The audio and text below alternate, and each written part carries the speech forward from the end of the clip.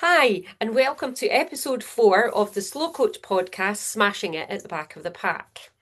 Today, we're going to discuss women running on their own, particularly at night, as well as during the day, and why some find it challenging and what we can do to make it better. So, I'd first like to introduce Kate Ramsay, who I met in Fetch Everyone, the running club, which is online many years ago. And she's kindly agreed to join after a discussion on Facebook.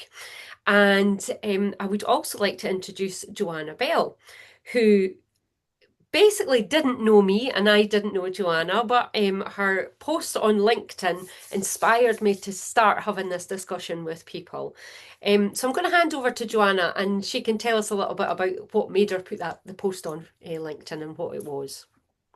Joanna. Yes, I this was only going back a couple of weeks. Was out for a run on a Tuesday evening at 4:45 on my way to meet a friend at 5 p.m.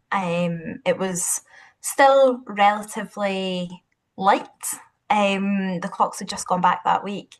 And in running one of my usual routes, I came round the corner, didn't cross over the street, and a van with three men in it, I became aware of heckling. So I pulled out one of my headphones to hear what was being said and looked round, and they were looking directly at me, and all three of them proceeded to give me two middle fingers for absolutely no reason other than I was just running along the roads. So as I say, didn't cross their path or anything. And then um, the lights changed, so the van stopped in front of the red light, and I was conflicted as to whether to go back or just keep on running. But I thought, no, I'm going to go back because it's an area that's very close to my house. There was loads of other people around. So I went over to the driver's window and knocked on it and asked them to put the window down by gesturing to them.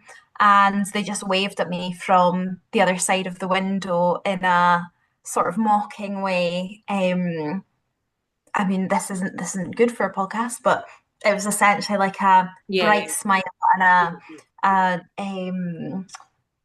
a sort of undermining wave.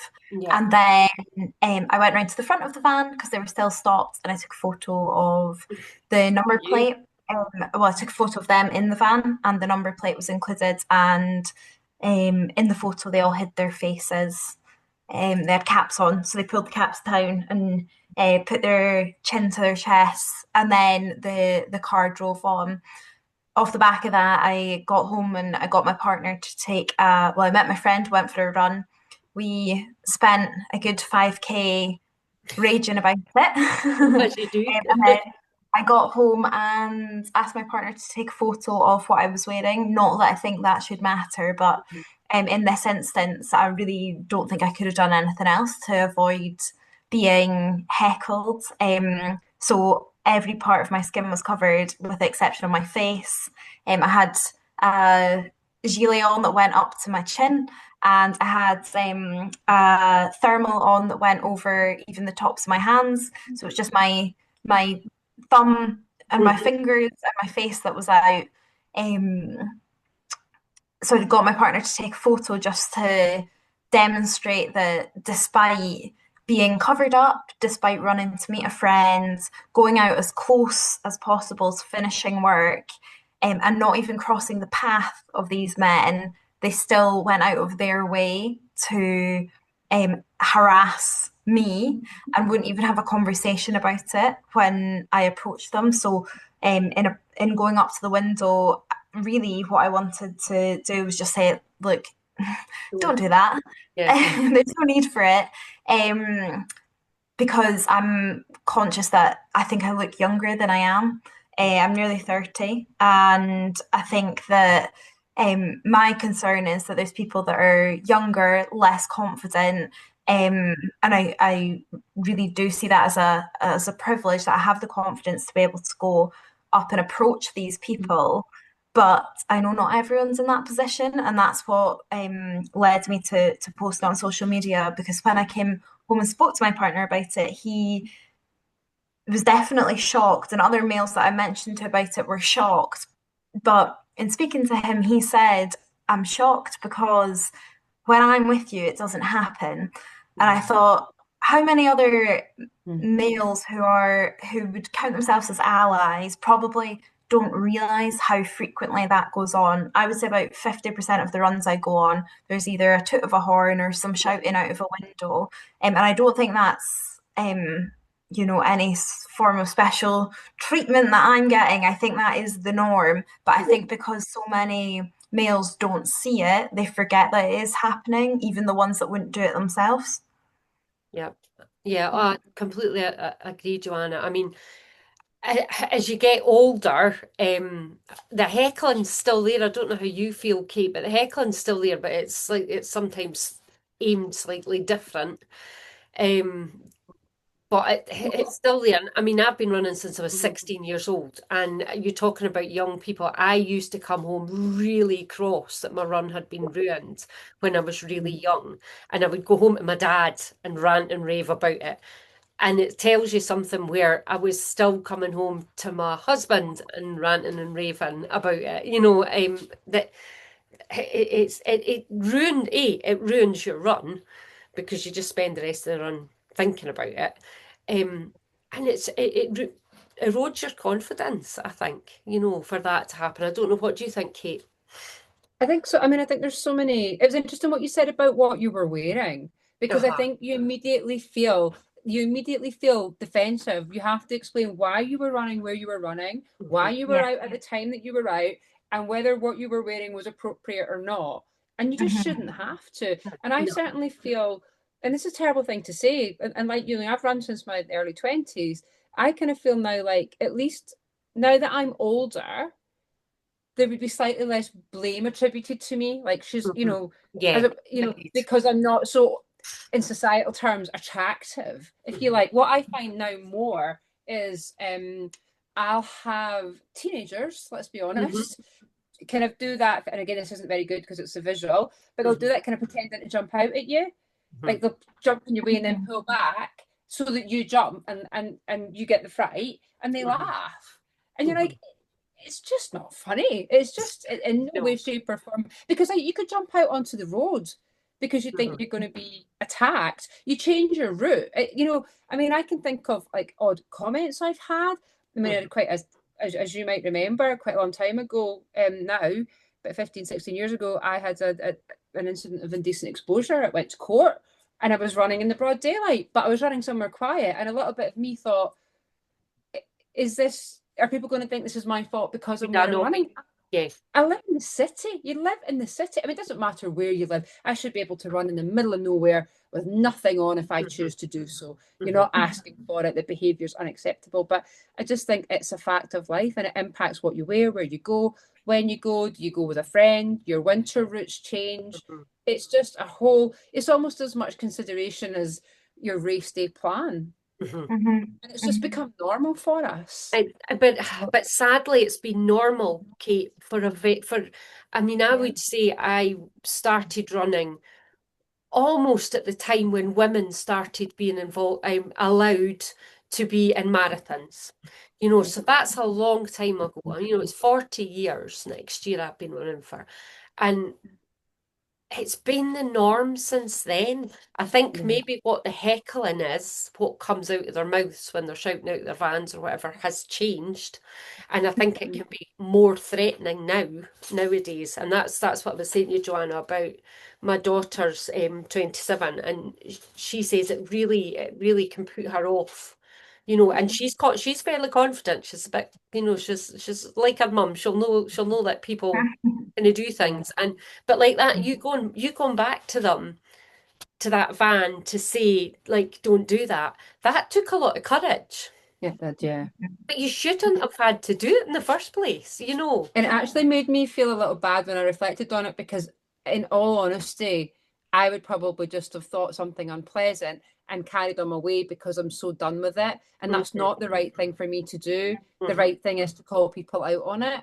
Yeah. But I think sometimes you just get so I don't know, it's just become unacceptably normal. And Mm-hmm. actually, when you heard you say that, I was like, next time that happens, I am going to say Say something. something, yeah.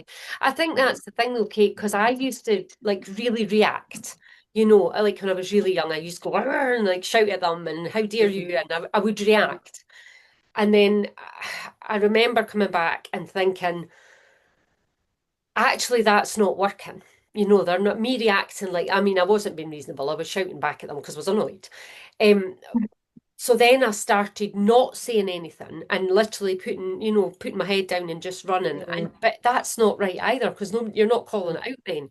But why should we be in this position that Yeah. we have to do that? You know what I mean? It's a real. I think it is Mhm. it's a thing that needs to stop, and I don't know how. I don't know. It's been so long and so ingrained. You know what is the right thing to do? I guess I mean, well, it's totally unacceptable behavior, but it almost like I'm trying to think what is in the mind of somebody who does that, and would their rationale be it's a joke, everybody knows it's a joke, and you're like, well, if that is it's the most positive intent rationale I can think of, so let's give the benefit of the doubt, but that speaks to your privilege. You don't have to cross a road, you've not had to go home with keys in your hand, you've not had to follow a friend home. You've not had people be inappropriate with you on a bus, in a pub, in a shop, in your work, wherever. So, regardless of even if they think it's a joke and we're having a sense of humour failure, there's really no, you're like, again, it just speaks to your complete and utter lack of self awareness. And equally, would you be happy if somebody did that to your sister, your mother, your wife, your daughter? And what are they teaching? And if they're doing that, so if I'm out with my sons and somebody does that, they're telling my sons that that behaviour is okay. It's not. It's I think, absolutely not. yeah, I think two things to pick up on what you've said, Kate. One is that I certainly felt quite aware of how I was coming across when I approached them. Mm. So I think the term a Karen is thrown around quite a lot of the time for a complaining older woman. And I definitely thought they're going to, because they were young males, they're going to be thinking of me as a Karen when Mhm. I went over there. And I think that's ridiculous that Yeah. like I'm second guessing whether or not I should even tackle them about it because I don't want to be perceived as causing them an inconvenience to their so-called fun. And I think that's a real challenge. Second to that, I think absolutely it's an inherent behavior, and whether it's meant as a joke or not, um, I think the problem is that sort of group culture, Mhm. and it's almost males being empowered to call out other males. And I don't think for a second all three of the males in that van would have been 100% for Mhm. heckling me. But the if there was one that was maybe 90%, they're not going to say Yeah. anything because I Yeah. think that takes more courage to Mm. be able to do that, probably than me walking over to the van.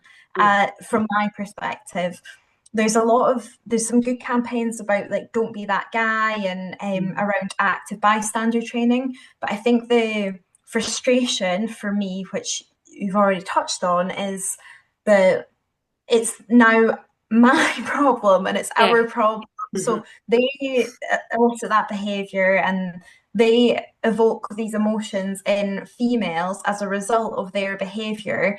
But I'm more harshly judged for the way that I articulate my experience than for being, I don't want to be put in that position. I don't want to have to say anything. I just want to go for a run. And I think that's the whole point, that we don't want to feel like we're fighting against this because it shouldn't be that difficult, but it is that difficult and not by our choice. I know, It's and I almost think like you're not allowed to take that space. Like by them Yeah. doing that, they're saying in some way, this isn't your space to do that. And you're like, it's Mhm. absolutely it is, and I shouldn't even have to justify it or be singled out for it. and Even on my post, I got a comment on it from a male, and all it said was "oh lol," mm, which and I'm like, just you're even just on not a understanding. Hmm. yeah. And you already said, Jane, but my post was on LinkedIn. Like that's a I was about to That's professional say platform. that. professionals, So yeah. So someone if you in did their that in work, what would happen? You wouldn't do Yeah. that in the workplace. So No. that old law, so now every person that works with that individual is like, so you think that's okay, do you? You think that's funny? I know. Yeah. I know. And I think That's the how thing amazing it is. I think the thing now as well is like when I started running only hundreds of years ago, when you went to a race, there was 10% of the field were women. There wasn't a lot of women out there running about on the streets. So I could, again, like Kate's saying, making excuses, but it was an oddity. You know what I mean? To see a woman running about in the streets was a bit unusual. It's like races now, it's more than 50% are women, so there's a lot more women running. I mean, I am a jog leader with a Jog Scotland group, and we take at least 15 up to 20 runners out on occasion, and they're virtually all women. I think we've got one or two men in the group, so it's not it's not unusual now to be seeing women out running. So it's just this, Mhm. it saddens me that it's still a thing. It really saddens me that that's still and I kind of Well, thought we were moving towards, it mhm. being a different culture, and that, as you were saying, Joanna, there are campaigns around, men calling other men out for these things. But what do we need to do to make it change, Interestingly, as well, off the back of my post, so I had lots of females comment on the post. I didn't have loads of males comment on the post. There were some, but I did have quite a few males message me, and I think that tells us that also the males who would maybe count themselves as an ally, there is probably an element of a lack of confidence there, a Interesting. stress around saying something wrong. So I think that's why they probably direct messaged me to have that conversation in private rather than on a public platform. I don't think that came from not being able to stand up for females. I think it probably comes from an element of self-doubt and unsure about the best approach. So I think that's where the Isn't that education. really interesting? Yeah, yeah, Mhm. that's really interesting to hear that there were men out there, but they didn't have that courage to put it on social media. Mhm. But do Kate. you not have situations where these things have happened and you go back? I mean, I'm trying to think. I had an example where I was on holiday a year and a half ago, went running really early in the morning, loads of men running, me too, broad daylight, on a road in Portugal. Man was completely inappropriate toward me, verbally touching my face, really inappropriate. But when I came back, I told my husband couldn't. Like, it's the disconnect between my husband's like, what the hell? How does that happen? What do you have to do to be safe? That mindset. And then the mindset of the people passing by, the person that's doing it, you know. Mhm. Um, so you're like, how can there be such a delta? And like you say, is it this kind of toxic masculinity groupthink that goes on? And then within that context, it's like it's better that a woman that I don't really know is a bit upset than I don't look like more of a man in front of my Mhm. peers. I know, Mhm. and I know, and it's just that physically going up and touching somebody that you don't know, you wouldn't do that in any other you wouldn't be in the supermarket and go up to somebody and touch their face. You know what I mean? Mhm. What is it that makes them think that that's okay? And I Mhm. think I've spoken to quite a lot of what, sorry, Kate. Sorry, was it the intimacy of it? I actually think, please don't do it next time you see me, but I actually would rather somebody be, I think, like to stroke someone's face is so intimate Intimate. that it's Mhm. actually, I don't know if it's better or worse than being actually physically hit because Uh, it's so so intimate. Do you know what intimate. I Mm. mean? It's so bizarre that and I'm just Mhm. standing there going, is this even happening to me? You know yourself, everything slows down. You start thinking, you're like, where's my exits? Is anyone going by? Am I safe to go away? Do I call them out? Do I just try and shut this down? Like you're operating on 500 different levels, and at the same time, your blood's gone cold and you're recoiling because some complete weirdos decided to stroke your face. While on your run, that's all you were doing. I know, and I think that you said something, you touched something on there, Kate, about everybody. You like your brain's doing 101 different things. I've spoken to quite a lot of women about this, and I think the thing that saddens me is there was quite a few said, "Oh, it doesn't bother me." And then they would go on to say any more because now I run with a dog. Now I run during the day. Now I run. So they're making these adjustments to what they're Yeah. doing to make them feel safe. And I would say I've done the same in the past. Mhm. I lived in Leith for a wee while in the town, and there was places that I would take a detour, a blooming 2 mile detour to not go past a pub because I knew there was a football match on. You know what I Mhm. mean, or something like that, and you think that we shouldn't have to make those adjustments. But some women will adjust by stop running. Some Or women will yeah, go, absolutely. actually, I'm too Hmm. frightened. Or like, we all have our days when we don't feel confident. Maybe it's somebody Hmm. that's decided to get fit and on a weight loss journey or just starting Hmm. running. And somebody comments, and then what does that do to their mental health? Never mind their physical well-being. Hmm. So you're losing women from the sport. You're Yeah, losing women from being able to do absolutely. what they want to do. And then you've got the ones who are like, no, why should I? I'm going to keep doing this. But we run up and down roads because it's safe, even Mhm. though our soul's dying, or we don't go out at certain times, or we have to arrange to go and run with friends because that's the only way we feel we can continue to run. I know, and Mhm. it is that the point about somebody who's coming to new to the sport. That's the kind of people that I'm working with, and it's my whole thing is about being supporting people at the back of the pack. But these are the people that Kate's talking about. That it's their confidence is they're really having to boost their confidence to pull the trainers on and go out the front door. And to have somebody say something, it's very, very hard to come back from that. And people are maybe seeing somebody who's overweight, but what they're not seeing is that's them halfway down their journey. They might Absolutely. have been a lot heavier. Anyway, we're about to run out of time. This has gone really quick. Just a couple of things there. What do you think needs to change? How do you think we can, in our wee small way, what can we do to try and make this better? I think, like Joanna said, I think it's a men need to be allies. It's not enough to say in a situation that's not acceptable. I think there's something in around those and it's not just running, is it? But the conversations need to be where they see that happen. Yeah. If somebody's going to do it in a pub, they're going to do it in the street, they're going to do it in a corner of the workplace. I think to your point, it's about accountability, Joanna. Hmm. Mhm. Yeah, I agree. I guess whilst we're rounding off, I think it's important to also just put some stats behind this. So I think 23% of women stop exercising outdoors during winter, and 72% change their outdoor exercising habits. So it's Yeah. absolutely not an isolated No, it's not. case. So I think in that sense, it needs to be um, consistent messaging from females if that Hmm. is taking place that is not acceptable. I know that everyone won't always feel empowered to be able to do that, but I think where possible, if you can even prep yourself with what you would say in that Hmm. situation, I think that's really useful. And then second to that, I think it's just a call to action. So even if I'm a bystander to heckling for someone else, I think I would step in. There Yeah. were other pedestrians there and other cars there when that happened to me, Hmm. and not one person batted an eyelid. Yeah. So that's male True. and female. And I think just generally we can all take a bit of a action from that. And if you see Yeah. it happen, it's not just the responsibility of the victim in that Hmm. situation, it's the responsibility of us collectively to try and change how people feel Yeah. in their running environment. Yeah.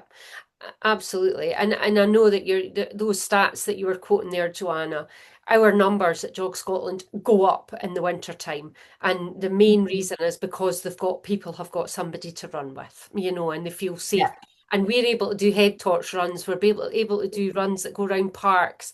And that's because there's 10 of us all running together.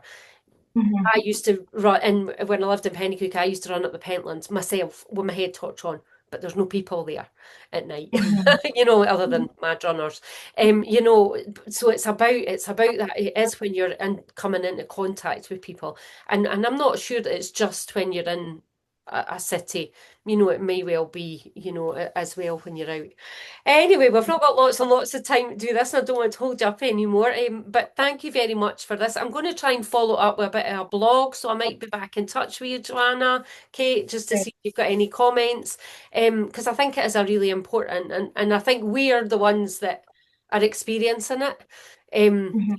At all ages. It doesn't matter. As Kate says, it's different people that heckle you when you're. I got heckled one time by a group of girls, and I stopped dead, went back to them and said, "Do you know I've just run 28 miles? So just shut up."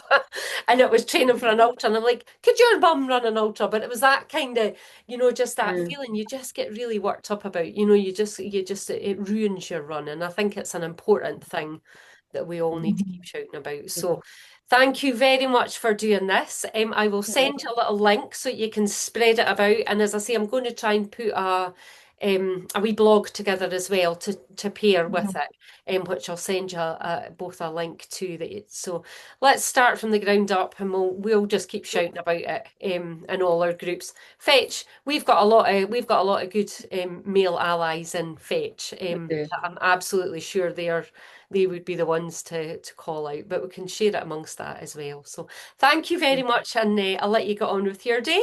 We've just got a Thank couple of minutes you. and we're done. Thank you very much. Okay. Right, that's it. I've stopped the record. Have I stopped?